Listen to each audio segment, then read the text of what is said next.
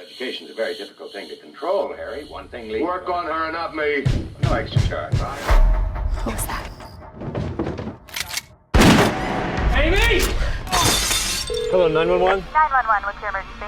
There are 5 men with guns outside. Welcome to What the Flick, everybody. Ben Mankiewicz, Alonso Duralde, Matt Atchity, Christy Lemire can't be with us, but she saw the films with us. Yeah. What's her deal? She's too cool. Diva.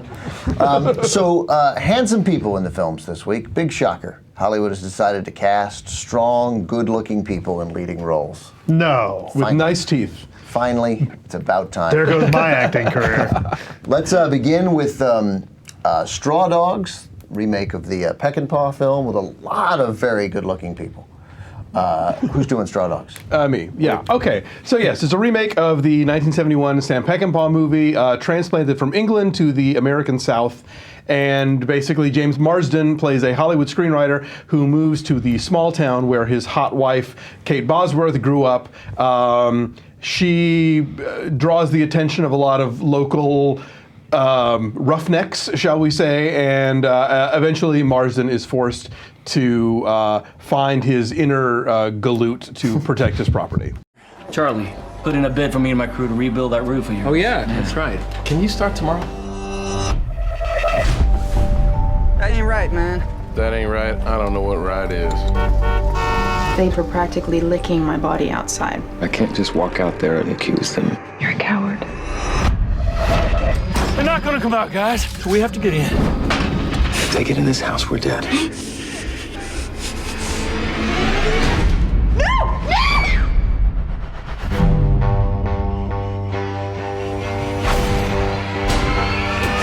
He's got some man in him after all.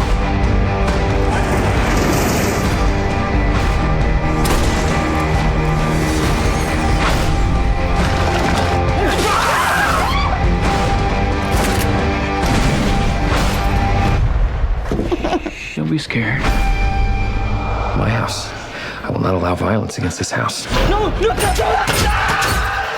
So I think I'm going to end up liking this movie more than you guys because I felt vested in it. But as soon as afterwards, if we start discussing like what it was about, then I start to quickly lose interest if it was attempting to deliver a message. Well, I mean, I know you guys have not seen the Peckinpah version. No, but I thought I had. Okay, well, which almost counts. Which I could admit to myself to begin with, I hadn't seen. The Peckinpah version, which I don't think is... I don't like as much as a lot of people do, but I think it's at least trying to say something about the nature of nonviolence and the limits of nonviolence and sort of, you know, what feminism has done to women and what it's done to men and what men have to find within themselves and blah, blah, blah. That's not here. None of that is in this movie. No, this movie is pretty much your standard issue. This movie is basically I Spit on Your Grave with art house pretensions. It is like, let's set up the gross drooling rednecks, let's set up the nice people who are the Or victims. Last House on the Left. Exactly, and then let's see them get bloody, horrible revenge. And this movie, it's weird how it wants to sort of have it both ways. On the one hand, you have this sort of Hollywood guilt thing where, you know, James Marsden realizes that he's not sort of a salt of the earth, you know, regular American the way these Southern guys are. But then by the end of the movie, the regular American Southern guys are all portrayed as like raping, murderous vermin who need to all be eliminated. So this is... By the end of the movie, they were portrayed like that from the get-go. Like, within the first 10 minutes pretty much. So this movie doesn't know what it's saying. The introduction really. to these characters is that they kill a deer and cut its antlers off and mount it on a pickup truck, and you're supposed to think that that's barbaric, right, from the very get-go. Yeah, they don't have any subtlety, these guys, and no. I wanted them to, and so then when moments would come up where there was sort of some degree of humanity given to these guys, I was really looking for it, and maybe was giving too much credence to it. Yeah, and there's a lot more complexity in the relationship between Dustin Hoffman and Susan George in the original film, and their dynamics and what she expects from him and how he treats her, versus Marsden and Bosworth, who are pretty much like far blander versions and less complicated. My criticism, why I didn't love it, why I didn't have any chance of loving it, was that in addition to those guys at the beginning who sort of lacked all subtlety, who seemed like cookie cutter Southern rednecks, demeaning a little bit. Right. And then, but even Bosworth, like, okay, I got it. He's not from there. But I mean, with the driving the Fiat or whatever that Jaguar, whatever. Oh, come on. Whatever the fuck it is you guys call it. And I'm the car guy. Yeah. Whatever. Oh, jerky boys.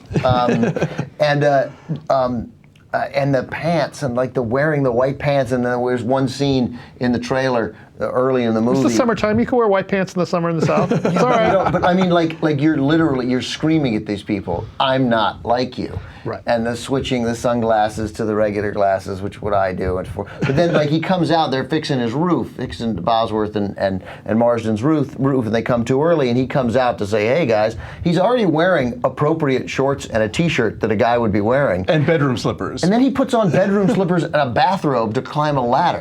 I mean, it's just like, okay, then why? And like, then you've got the Kate Bosworth character, who in this movie has been an actress. She like left the little town, went to Hollywood, was on a TV show, and now she's back. And when she goes jogging wearing a really flimsy top that she sweats right through, all of the goony redneck guys are totally staring at her breasts, and she's surprised by this. It's like, not only are you from there, did you grow up around these guys, but you've lived in Los Angeles. Okay, but here's the thing. This movie ultimately kind of pissed me off because I felt like there were a couple of really interesting pieces in a movie that otherwise dropped the ball on almost every other level. And the discussion that Bosworth and Marsden have about that, I thought actually was really intelligently handled. I agree. I thought that was a really good scene. She comes back and she's complaining, and he says, well, maybe you need to dress more demurely, basically. And wear a bra. Wear a bra. And she gets pissed, and rightly so. She hits him with the. I don't know the right. That's actually a complex conversation. Totally, it is. Believably so. Believably so. Right. And this is a discussion that we shouldn't have on this show. I wish Christy were here to talk about, Exactly. And maybe without a bra. Anyway, I thought that the way they handled that, when it makes him the conversation makes Marsden look really bad. It's directed from a certain point of view to make him look bad. It's clearly, I felt, on her side of the issue. I thought it was really effectively handled. And then there's, of course, the rape scene, which I don't think is a spoiler to anyone, because especially if you know the original, you know that happens. I found that to be very provocative and very hard to watch the way that should be. Yes, I agree. But I felt again, like it was in the original film. It's handled much differently and in a much more. It opens itself to various readings. Well, whereas this one doesn't, and that's actually okay because I think in 2011, we are all educated enough about sexual assault that it is not as open to interpretation as Peck and Paul makes it. I do have to say, I felt like the beginning of the scene, handled it very well, and then what happens after Skarsgård is finished and his buddy comes in, that I didn't really buy as much. And that to me is kind of the problem with the whole movie. There's a lot of things going on in this movie that I didn't buy. I found that the redneck characters were beyond caricatures. Completely unbelievable. As someone who has family in the South that has spent plenty of time in small towns like that, or a small town, I found that to be offensive in their portrayal. I found that it was unrealistic. Then there's the whole kind of subplot with the guy from Prison Break. The sort of mentally challenged guy, right? Like Cooper. Dominic Cooper, Purcell. Dominic Purcell. There's this whole subplot with him and whether or not he's going to assault this girl, and it kind of becomes part of the climax of the movie, but. It was just like one more guy for these sort of one-dimensional rednecks to pick on. Well, and it's another woman to cause trouble. Because in a way, both these movies seem to imply that like the real root of men committing violence against each other is women doing some awful thing.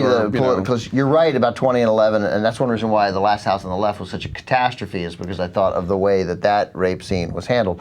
I lean toward your thoughts in the beginning of the rape scene, in that I thought there was a degree of complication raised. I wasn't entirely sure how we were supposed to look at it. I'm sure that's wrong. It became clear as it went on how we were supposed to look at it, and the way it ended, there's obviously no ambiguity about that. Right. But overall, the characters weren't developed enough in any way. They were too one-dimensional, but I did care about them, and I did find myself into it. And the moments of sort of graphic retribution, which come often, I thought were pretty good. I think the difference between the two is that the original is trying to say something about the nature of violence, and this one is more just kind of red meat revenge fantasy. As soon as kill them all. Afterwards, as soon as we got out and started talking about the man's nature of violence, and I know the first one involved essentially going overseas to avoid the Vietnam War, but it turns out that it comes to you and you can't avoid. Like if you were talking about the man's avoidance of violence, then it's a catastrophe because this is not about this is just a movie about guys who attack people and then he eventually fights back. What bummed me out about this movie is that the scenes about the relationship between Bosworth and Marsden, I actually thought belonged in a different movie. There could be a really interesting movie about her being assaulted and his character and their kind of roles in their, kind of sexual relations and sexual roles that you could actually have a really interesting, dramatic movie about that. But Rod Lurie does not want to make that movie, ever. It's bookended between just all this crap, right? And the end of the film, it's not even really satisfying revenge. Like it's just a mess. Look, Rod Lurie makes movies that I think he thinks are about ideas, but really they're movies in which ideas are mentioned. Yeah, but and that's supposed to count as being like a larger thing. He used to be a film critic. I know you know him. I've never met the guy, but having seen his work as a film director, I think he has no subtlety, and I think that his movies aren't nearly as smart as he seems to think they are. What I loved was nothing but the truth. Loved it. I thought that everything that you're saying happened. I thought it was a complicated idea, and he made it complicated and sort of gripping, and I cared a lot about that movie, every bit until the end, where Rod Lurie and I had an exchange where he disagreed. But I did. But I thought the characters here were interesting, but again, that they didn't they didn't behave as they would. There's one line James Marsden it leads to the point that they're trying to have where there's a fight, James Woods, who's very good. He is. There's a fight in the film between James Woods and Dominic Purcell, and somebody should have broken it up, and Kate Bosworth says to her husband, James Marsden, and he's, I don't get involved. It's not my belief system or whatever. Right. And that seemed like saying hey is not part of your belief system. Right. That seemed forced, and like they were trying to tell us things about James Marsden that weren't quite credible. But that said, I did care about how it was going to wrap up, and that means something. All right, real quick before we do numbers, let's do our impersonation of what Alexander Skarsgård does for 50% at least of this movie. But he doesn't. There's more shots of him staring with intent in moving cars. I haven't seen that many significant stares since As the World Turns went off the air. Right, exactly. You kind of think he's going to be doing, what's next for him, a soap opera, But he's a handsome fellow. He's striking. Yeah. And I thought everybody was okay in the characters that needed to be developed more. Your number? My number's a 4. 4. All right. I was really disappointed, and I thought that could have been so much more, but I give it a 4. Yeah, I'm also a 4. I think this is. It has its moments, but for the most part, it's a pretty cheap jack peck and paw remake. Yeah, I thought it had more than its moments. I was interested in it. I hear everything you guys are saying, and the characters were poorly developed, one-dimensional, and I liked it anyway. And I think you should see it. I gave it a 6.1. So a tepid recommendation. 4.7 overall grade for the remake of Straw Dogs.